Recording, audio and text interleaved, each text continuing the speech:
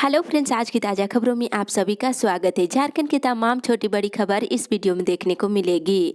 सबसे पहले बड़ी खबर, भूया की उपजातियों को एससी में डालने का रास्ता साफ है। एक बड़ी खबर की झारखंड की भूया जाति की उपजातियों को अनुसूचित जाति में शामिल करने का रास्ता साफ हो गया है। मुख्यमंत्री हेमंत सोरेन ने इससे संबंधित प्रतिवेदन को केंद्र सरकार के पास भेजने को लेकर के अपनी मंजूरी दे दी है। इसमें क्षत्रिय, पाइक, खंडित पाइक, कोटवार, प्रधान, मांझी, देहरी क्षत्रिय, खंडित भूया और ग्राही को एससी में शामिल करने की मांग की गई है। इसी के साथ ही अगली बड़ी खबर, 10वीं 12वीं की कक्षाओं के लिए खोले जा सकते हैं स्कूल। एक बड़ी खबर की राज्य में दिसंबर महीने में 10वीं 12वीं की कक्षाओं के लिए स्कूल खोले जा सकते हैं। बच्चे अपने अभिभावकों की अनुमति से ही शिक्षकों से मार्गदर्शन लेने के लिए स्कूल आ सकते हैं। स्कूली शिक्षा और साक्षरता विभाग ने आपदा प्रबंधन विभाग से अनुमति की मांग किया है। यदि इस पर अनुमति मिलता है तो सिर्फ इन कक्षाओं के लिए स्कूल खोले जा सकते हैं। इसी के साथ ही अगली बड़ी खबर, मौसम विभाग से राजधानी रांची समेत राज्य के विभिन्न जिलों में आने वाले 5 दिनों तक मौसम में किसी तरह के कोई बदलाव के असर नहीं है। इस दौरान आसमान साफ और शुष्क रहेगा। आज का न्यूनतम तापमान में मात्र 1 डिग्री सेल्सियस की गिरावट आने की संभावना है। इसके बाद न्यूनतम तापमान कुछ दिनों तक स्थिर रहेगा। वहीं मौसम विभाग से मिली जानकारी के अनुसार दक्षिण बंगाल की खाड़ी में बना निम्न दबाव का क्षेत्र और गहरा गया है। इससे चक्रवात बन सकता है और संभावित चक्रवात के 2 दिसंबर को तमिलनाडु के तटीय क्षेत्र से टकराने की संभावना है। इससे झारखंड के मौसम में आंशिक बदलाव के रूप में बादल छा सकते हैं। इसी के साथ ही अगली बड़ी खबर, झारखंड कोरोना अपडेट्स। झारखंड में पिछले 24 घंटे के दौरान कोरोना के 198 नए मरीज मिले हैं। राहत की खबर ये है कि पिछले 24 घंटे के दौरान कोरोना से किसी की मौत नहीं हुई। वहीं पिछले 24 घंटे के दौरान बोकारो से 15, देवघर, धनबाद, दुमका से 7, पूर्वी सिंहभूम से 29, गढ़वा से 6, गोड्डा से 1, गुमला से 9, हजारीबाग से 6, जामताड़ा से 10, लातेहार से 4, पलामू से 7, रामगढ़ से 3, रांची से 69, साहिबगंज से 2, सरायकेला से 8 और सिमडेगा और पश्चिमी सिंहभूम जिले से 4 नए मरीज मिले हैं। इसके साथ ही राज्य में कोरोना मरीजों की संख्या बढ़कर के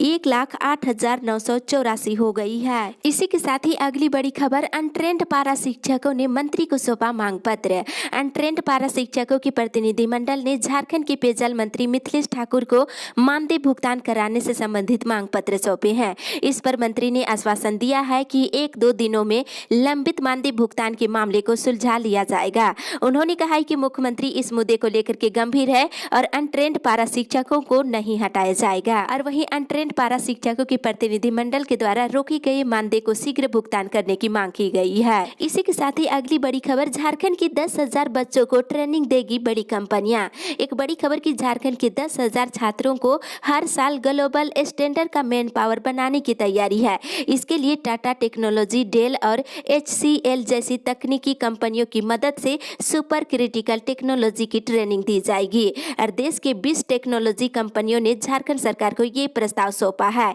इस लक्ष्य को पाने के लिए झारखंड सरकार के सभी ITI में 4थी पीढ़ी के उच्चतम औद्योगिक उत्पादन तकनीकी के लिए इंफ्रास्ट्रक्चर भी तैयार किए जाएंगे। इसी के साथ ही अगली बड़ी खबर, 31 दिसंबर तक चलेगी रांची टाटा स्पेशल ट्रेन। यात्रियों की सुविधा को देखते हुए इस्लामपुर, पूर्णिया कोट से रांची, दानापुर और छपरा से टाटा के लिए चलाई जा रही पूजा स्पेशल ट्रेनों का परिचालन अब 31 दिसंबर तक होगा। रांची पटना पूजा स्पेशल ट्रेन अब 31 दिसंबर तक चलेगी। इन सभी ट्रेनों में पूरी तरह से कोविड गाइडलाइन का पालन किया जाएगा। इसके अलावा भुवनेश्वर नई दिल्ली स्पेशल ट्रेन भी 1 दिसंबर से सप्ताह में 4 दिन, सोमवार, मंगलवार और गुरुवार के साथ ही शुक्रवार को भुवनेश्वर से चलेगी। इसी के साथ ही अगली बड़ी खबर, कृषि कानूनों में है अवसर, सरकार पर रखे भरोसा। एक बड़ी खबर की केंद्र सरकार के द्वारा लाए गए 3 कृषि कानूनों को लेकर किसानों का प्रदर्शन जारी है। आंदोलन कर रहे किसानों ने केंद्र सरकार के बातचीत के प्रस्ताव को ठुकरा दिए हैं।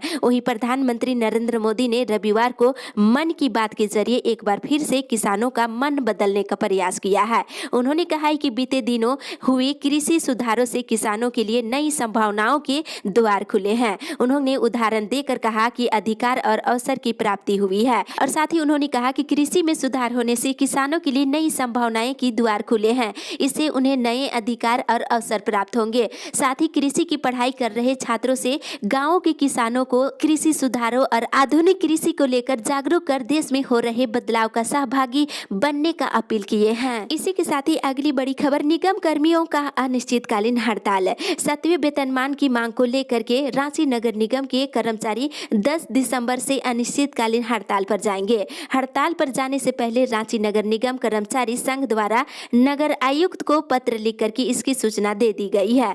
वहीं मांगों से संबंधित कई बार अधिकारियों को ज्ञापन पत्र सौंपा गया है, लेकिन मांगे पूरी नहीं की गई है। इसलिए निगम कर्मी 10 दिसंबर से हड़ताल पर जाएंगे। साथ ही सभी दैनिक वेतनभोगियों की कर्मचारियों को अस्थायी करने और निगम में कार्यरत सभी सुपरवाइजर की हर साल वेतन बढ़ोतरी करने की मांग कर रहे हैं। इसी के साथ ही अगली बड़ी खबर, ऑनलाइन माध्यम से 20 को होगा झारखंड चेंबर का चुनाव। झारखंड चेंबर की वर्तमान कार्यकारिणी का कार्यकाल 31 दिसंबर को खत्म हो रहा है। कोरोना संक्रमण को ध्यान में रखते हुए इस बार ऑनलाइन माध्यम से 20 दिसंबर को चुनाव कराने की तैयारी चल रही है। वहीं झारखंड चेंबर ने 20 दिसंबर को ऑनलाइन चुनाव कराने को लेकर विज्ञापन भी जारी कर दिया है। साथ ही 19 दिसंबर को 56वें एनुअल जनरल मीटिंग सुबह के 11 बजे वीडियो कॉन्फ्रेंसिंग से कराने का निर्णय लिया गया है, जिसकी तैयारी चल रही है। इसी के साथ ही अगली बड़ी खबर, 9 महीने से बंद कोचिंग संचालकों का हो रहा हाल बेहाल। राज्य में कोचिंग संस्थान 9 महीने से बंद है। ऐसे में कोचिंग संस्थानों की संचालकों की आर्थिक स्थिति काफी खराब हो गई है। इन्हें मकान मालिकों, किराया, बिजली बिल ऐसे कई टैक्स देने में परेशानी हो रही है। कोचिंग संस्थान नहीं खुलने से उनका कामकाज प्रभावित हो रहा है। कोचिंग संस्थानों के प्रतिनिधि मंडल ने विधायक मनीष जायसवाल से आगामी विधानसभा की बैठक में निजी कोचिंग संस्थानों की आर्थिक क्षतिपूर्ति के विशेष आर्थिक पैकेज पर बात रखने की अपील किए हैं। इसी के साथ ही अगली बड़ी खबर, कोरोना के कारण इस वर्ष नहीं लगा भर्ती कैंप। युवाओं के लिए एक बड़ी खबर की छठ महापर्व बीतने के बाद राज्य सरकार की ओर से आयोजित होने वाली भर्ती कैंप से राज्य के युवाओं को नियोजन की आस बंधी थी, लेकिन त्योहार के बाद कोविड के नए मामले को देखते हुए भर्ती कैंप को टाल दिया गया है, जिसकी वजह से युवाओं में निराश है और इस वर्ष राज्य में एक भी भर्ती कैंप का आयोजन नहीं किया गया। वहीं 1 दिसंबर से गोड्डा जिले में रोजगार मेला का आयोजन किया जाएगा और नई सरकार आने के बाद युवाओं को काफी उम्मीद थी कि सरकार की ओर से बेरोजगारी भत्ता देने की घोषणा के बाद युवाओं को काफी राहत मिलेगी, लेकिन अभी तक बेरोजगार युवाओं को बेरोजगारी भत्ता नहीं दिया गया है। महामारी के बाद काम नहीं मिल रहा है, ऐसे में नियोजन कार्यालय से ही उम्मीद बची हुई है, लेकिन यहाँ भी साल भर से एक बार भी भर्ती कैंप का आयोजन नहीं किया गया है। इसी के साथ ही अगली बड़ी खबर, नई पेंशन योजना का पुरजोर विरोध। एक बड़ी खबर की national movement for old pension scheme जिला इकाई चतरा की बैठक हुई। इस बैठक में नई पेंशन योजना का पुरजोर विरोध किया गया है और कर्मचारियों ने बताया है कि नई पेंशन योजना से लोग कई लाभ से वंचित हो रहे हैं। विरोध में 1 दिसंबर को काला बिला लगाकर काला दिवस मनाने का निर्णय लिया गया है और साथ ही फेसबुक और ट्विटर पर मुख्यमंत्री हेमंत सोरेन को टैग करने की बात भी कही गई है। इसी के साथ ही अगली बड़ी खबर, घंटी आधारित शिक्षकों का सेवा विस्तार को मंजूरी।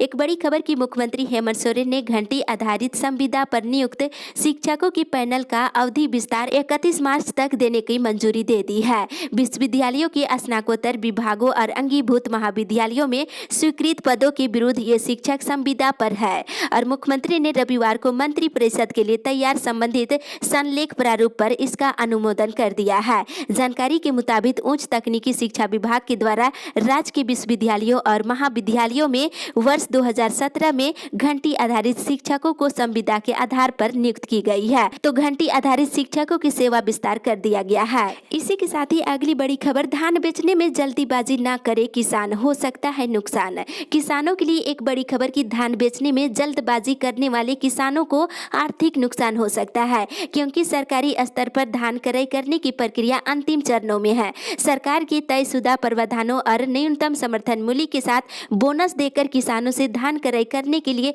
लैंपस में तैयारी अंतिम चरणों में है। इस बार सभी जिलों में धान की खरीदारी की जाएगी और साधारण धान के लिए 1868 रुपये और ग्रेड ए के धान के लिए 1888 रुपये दिए जाएंगे और बोनस मिलाकर 2050 रुपये या फिर 2070 रुपये प्रति क्विंटल दिया जाएगा। इसी के साथ ही अगली बड़ी खबर, सरना धर्म कोड के लिए लोकसभा अध्यक्ष से मिलेंगे झामुमो। एक बड़ी खबर की सरना आदिवासी धर्म कोड का प्रस्ताव झारखंड विधानसभा से पारित कर केंद्र सरकार को भेजा जा चुका है। ये मामला अब केंद्र सरकार के पल्ले में है। ऐसे में झारखंड के प्रमुख राजनीतिक दल सरना धर्म कोड को लागू कराने को लेकर केंद्र सरकार पर दबाव बनाएंगे। इसको लेकर झामुमो कांग्रेस जदयू ने रणनीति बनाई है और राजनीतिक दलों का शिष्टमंडल लोकसभा अध्यक्ष से मिलकर सरना धर्म रिफॉर्म कोड लागू करने की मांग करेगा। इसी के साथ ही अगली बड़ी खबर, उज्ज्वला योजना से कई परिवार वंचित। लोहरदगा जिले के कई ऐसे गांव हैं जहां लोग शौचालय और उज्ज्वला योजना से वंचित है।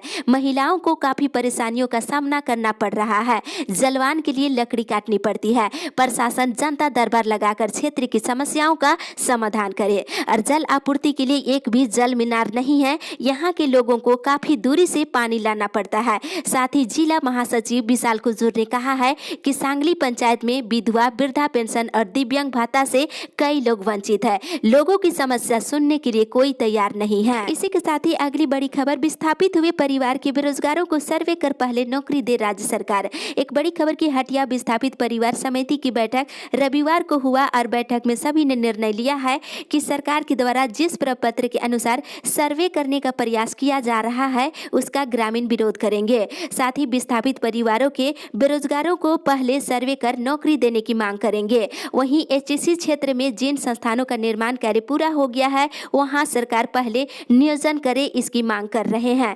अगर सरकार ऐसा नहीं करती है तो विस्थापित आंदोलन करने को बाध्य होंगे। इसी के साथ ही अगली बड़ी खबर, जनवरी से बेरोजगार हो जाएंगे पंचायतों में बहाल जेई और कंप्यूटर ऑपरेटर।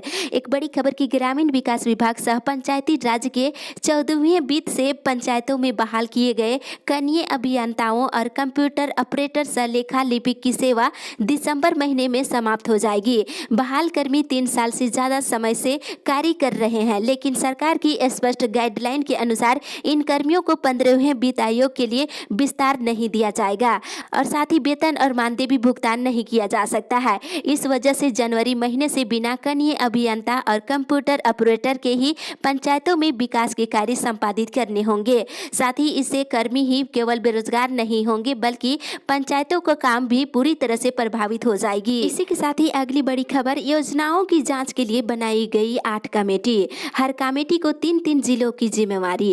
एक बड़ी खबर की ग्रामीण विकास के विभिन्न योजनाओं की जांच के लिए 8 कमेटियों का गठन कर दिया गया है।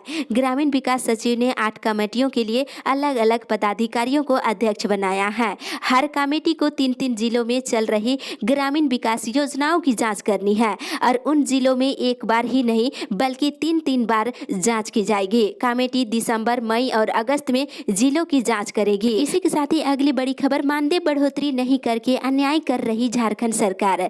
झारखंड राज्य अतिरिक्त आंगनबाड़ी सेविका सह पोषण परामर्शी की बैठक कल हुई और जिसमें मानदेय बढ़ोतरी नहीं होने पर खेद जताया गया है और मानदेय में बढ़ोतरी नहीं कर झारखंड सरकार सभी पोषण सखियों के साथ अन्याय कर रही है। लिहाजा इसके विरोध में संबंधित जिलों में 5 सूत्री मांगों को लेकर के 11 दिसंबर को सीडीपीओ को मुख्यमंत्री के नाम पर मांग पत्र सौंपा जाएगा और बैठक में इसे सफल बनाने की अपील की गई है। इसी के साथ ही अगली बड़ी खबर, ऑफलाइन रसीद पर नहीं बन रहे प्रमाण पत्र, बढ़ी परेशानी।